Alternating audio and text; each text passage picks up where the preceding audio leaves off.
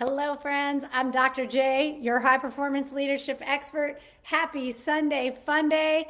I'm here to fuel you with the skill that will double your income. The average income of all occupations is approximately $65,000 a year. Yet those with leadership skills have an average income of over $137,000 a year. So, might it be a skill we should be developing? I think so. I've been studying leadership since fourth grade, thanks to my favorite teacher of all time, Mrs. Davis, and recently studied leadership more intensely through my doctorate program, specifically focusing on leading in a culture of uncertainty and change. And man, I didn't know it at the time, but woo, I don't know about you, but I'm facing a lot of uncertainty in my life. And it seems like every time I turn around, there's one more bit of uncertainty for me to navigate. And so I'm really excited about this topic because it's leadership that carries you through the challenging seasons of your life. And not only that, but these are the skills that will help you pay the bills, which I'm all about empowering women to achieve time and financial freedom. So this week we're going to talk about beliefs. I'm going to share 7 belief systems with you that will help you integrate new ways of thinking into your beliefs. Why are beliefs so important? Because your beliefs determine your behavior.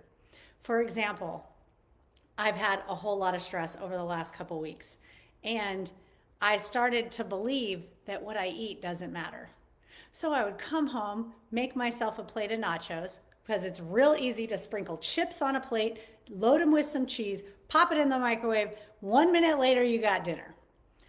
I know, I'm a high performance expert. High performance physiology says do not do that. My medical team says do not do that. They have told me that consuming more than 0% of dairy in my diet leads to cancer. I am a survivor and thriver, and so I take that very seriously.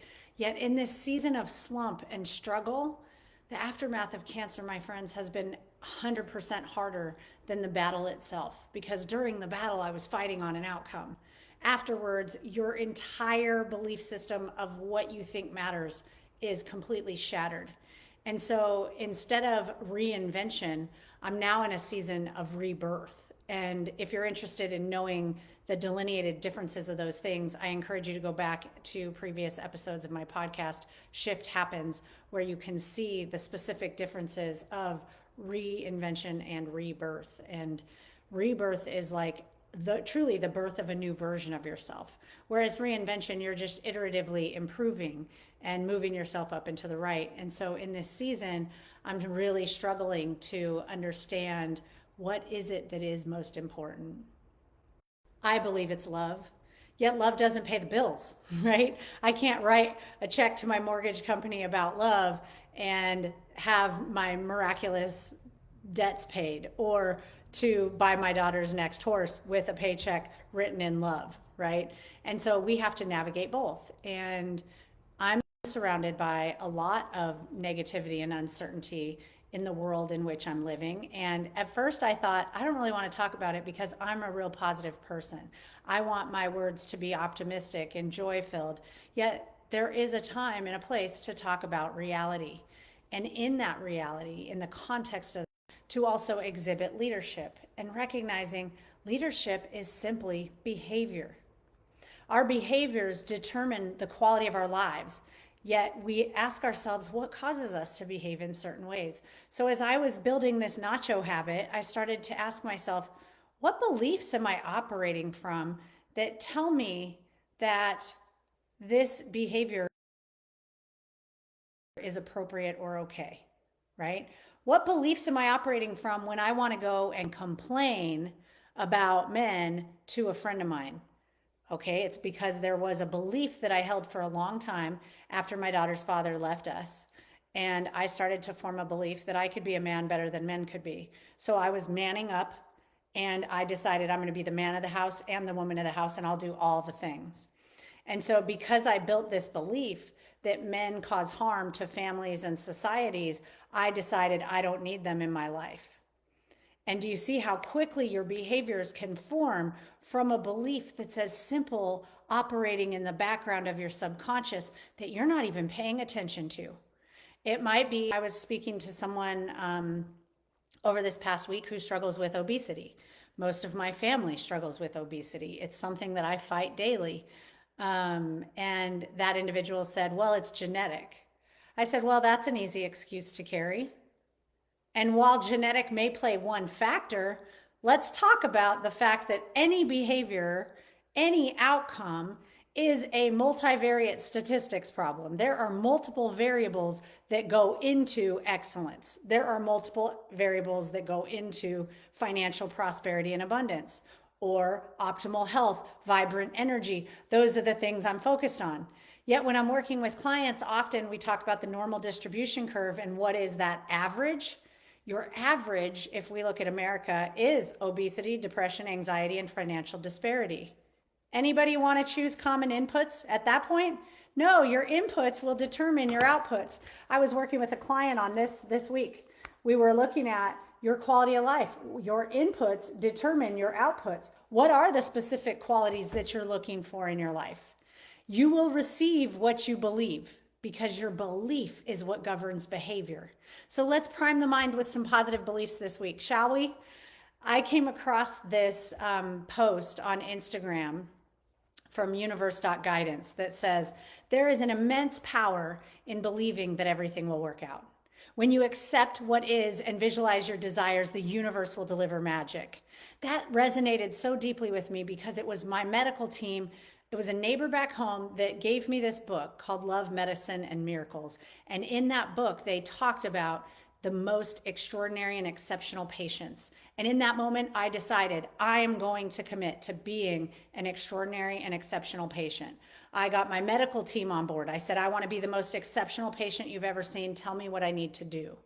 And I had to form a belief that I was going to be cured. Otherwise, I would not have taken any of the actions that I did. I wouldn't have done the crazy sound baths and qigong and all these woo things that this little math science girl thought was crazy at first. Yet I can tell you right now, the little things matter, because it was all of those micro changes to my biobehavioral choices that are why I'm sitting here with hair on my head. I literally was told 3 to 4 months of radiation followed by intensive chemotherapy. And I ended up choosing to take the least intrusive surgical path possible, yet was told, we're going to have to study your margins. We're going to have to study your lymph nodes. And if cancer has spread, which given that it was the most aggressive tumor type and its Ki-67 protein was a 51 on a scale of 0 to 20 plus, describing growth, I was told, you're likely going to have to go back. I decided, no, I don't listen to what I'm told. I create my reality. That's a belief. I know wholeheartedly that what you do matters. I know your inputs determine your outputs. I'm a scholar. I know that studying leads to a better life, because when you know better, you do better. And I luckily had come across a book years prior at Barnes & Noble called Crazy Sexy Diet by Chris Carr. And she described how she cured herself of cancer with food. So I knew it was possible for me too. That's why it's important to stand in your stories. Our beliefs are the lens we use to view life. We see what we convince ourselves is true. So we will conceive a reality that we believe is true for ourselves. So I want to share the 7 beliefs that I've been researching this weekend as I prepare for our time together. These are beliefs that leaders hold, especially amidst challenge. And what's so beautiful about studying leadership is not only does it double your earning potential in the marketplace as you market and position yourself for excellence in your career, it translates directly to your family, into your life, into your community. It affects every dimension of your life, from your finances to food and fitness to career growth. And so it's so important to me that we build leadership, and specifically high performance leadership. Why? Because the world's highest performers are happier, healthier, and less stressed than their peers. They're not peak performers scaling the peak to plummet to the valley below, to do it again and scale the next peak, and then over time wonder, what on earth am I doing? Why am I riding this roller coaster? High performers perform consistently at high levels while maintaining their health and well-being and quality relationships. That's according to the largest body of research on high performance and how they define themselves. They have greater clarity, energy, courage, productivity, and influence.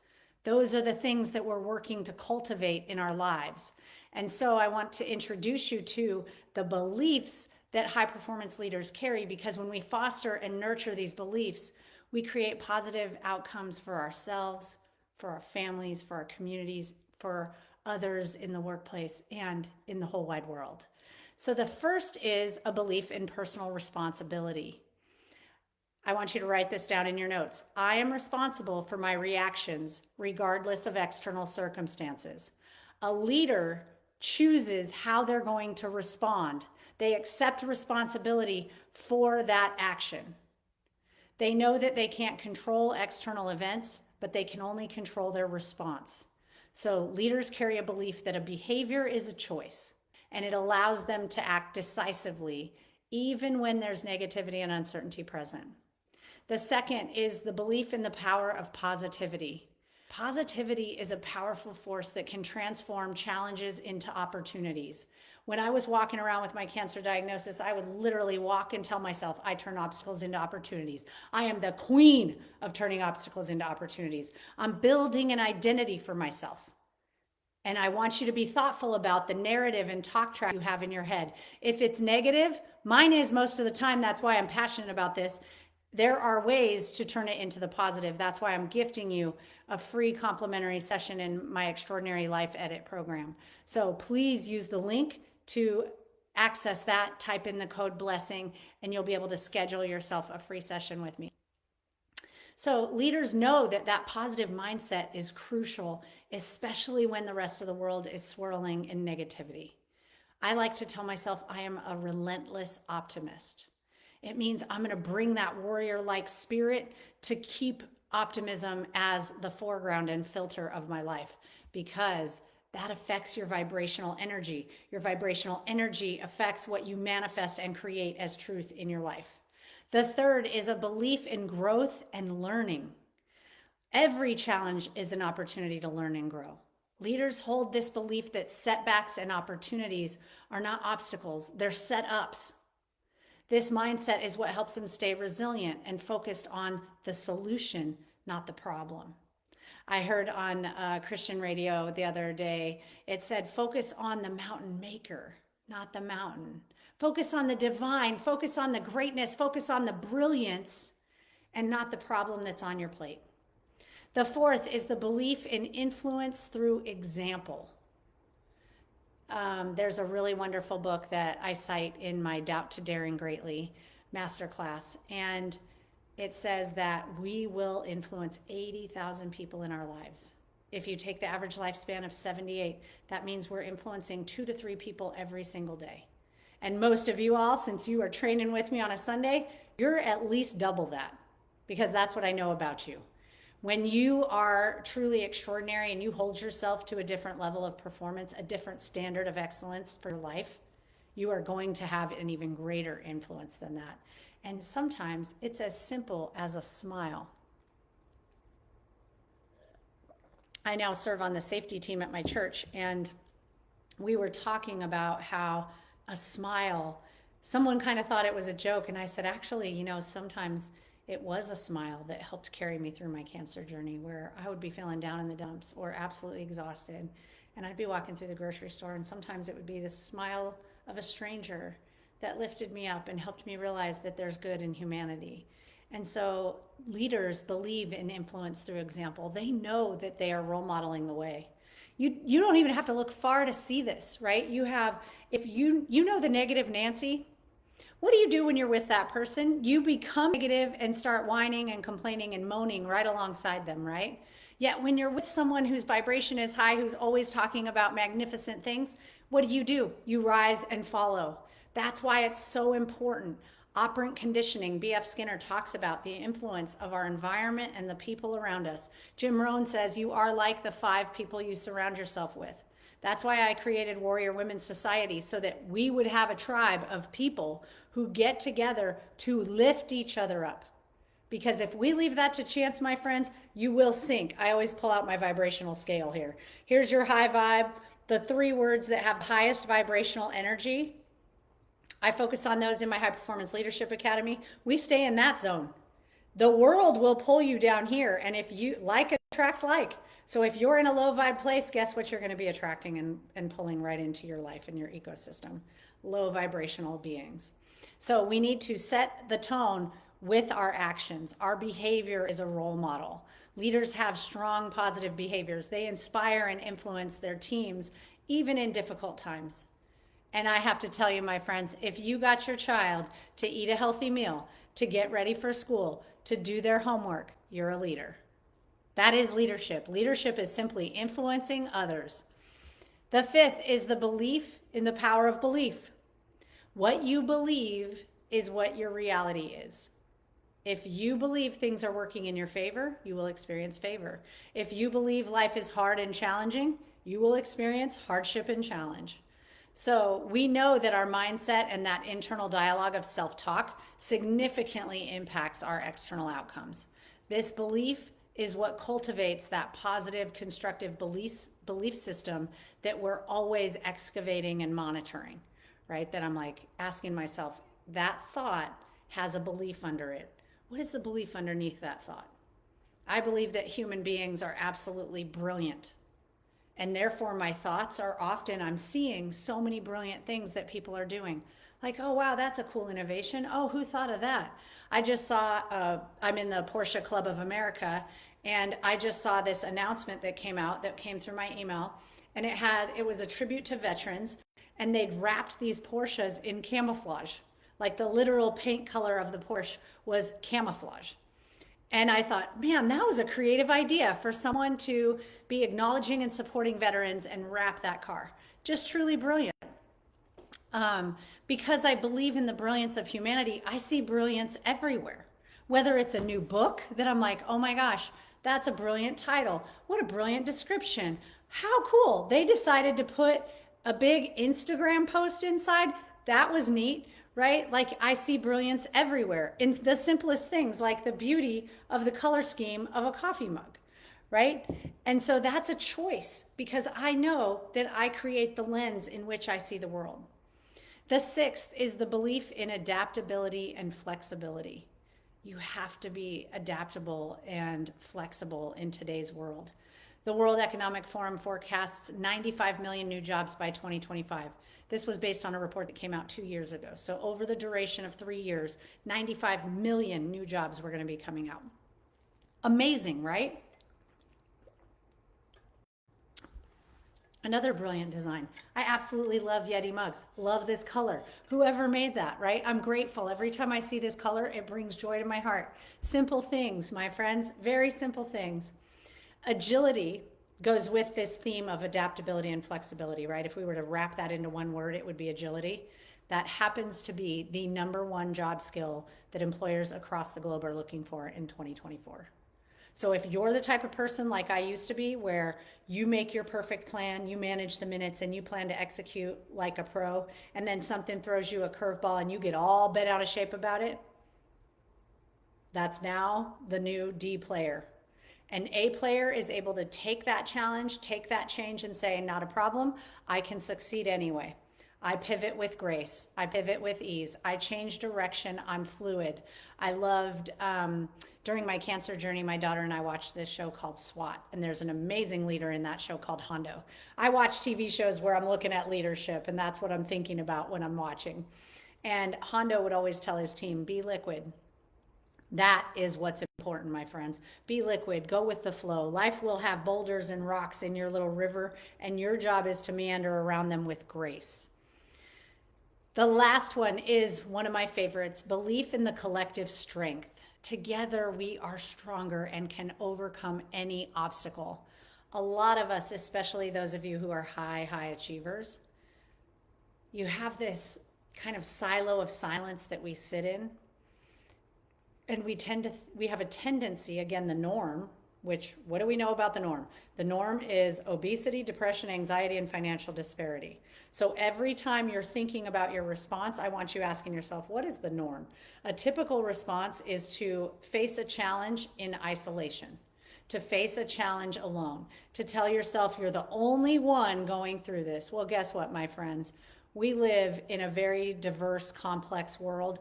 You're not the only one, and you're not going to be the first or the last. We are stronger together. So we have to learn how to create boundaries, how to be safe in that space, create a psychologically safe space for ourselves, and know that we can overcome any obstacle together through teamwork and collaboration. So, collective effort and shared beliefs create a strong, supportive environment where we can weather any storm. I saw this just even being new to the safety team at church, right? They call ourselves family. We talk about smiles. We talk about service. There are fingerprints all over your lives based on your narrative that you're telling yourself. So, as you think about your career and business, I want you thinking this week deeply about your belief system.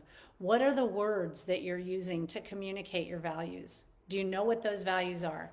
Are you looking at specifically and strategically the inputs that determine the outputs in your life? And if you want to work alongside me to examine that at a deeper level, I'm here for you. That is what I'm passionate about. It's why I'm here on my Sunday Fun Day, leveling up with you. Because together, a rising tide raises all ships. Together, we are building brilliance. It starts with ourselves, and then it overflows into our families, into our communities, into our workplaces, and into the world. So I want you to say this with me and proclaim this. Everything is working in my favor. We are building brilliance. Things might not always go how you imagine. I'm living in that season right now. I never imagined myself coming to Florida. I never imagined myself moving across the country. I'm a West Coast girl. I grew up in Cali. The state of Florida was never on my roadmap. But I heard an individual yesterday who is an amazing innovator and creator, has created several businesses. And one of his words of advice was, don't trust your master plan, because it will always be changing, because it's difficult for us as business owners to understand what is of value to the customer. And whatever business you're in, there is always a customer, right? In education, that customer is children and families. In politics, that customer is the voting body of citizens. In the traditional business world, the customer is the customer. It's not as hard in that environment. The trends that exist can be hard to predict. So we have to, I still love my 12-page strategic life plan. I'm not going to lie. I have my great 8 dimensions. I walk through each one quarterly. I make sure that my vision and aligned commitments are solid. I like it tight. However, I have to hold on loosely to that and allow myself to remember, be liquid. The number one job skill of 2024, agility. So this week, I want to give you 2 challenges. The first is pay attention to how you respond when things don't go according to plan.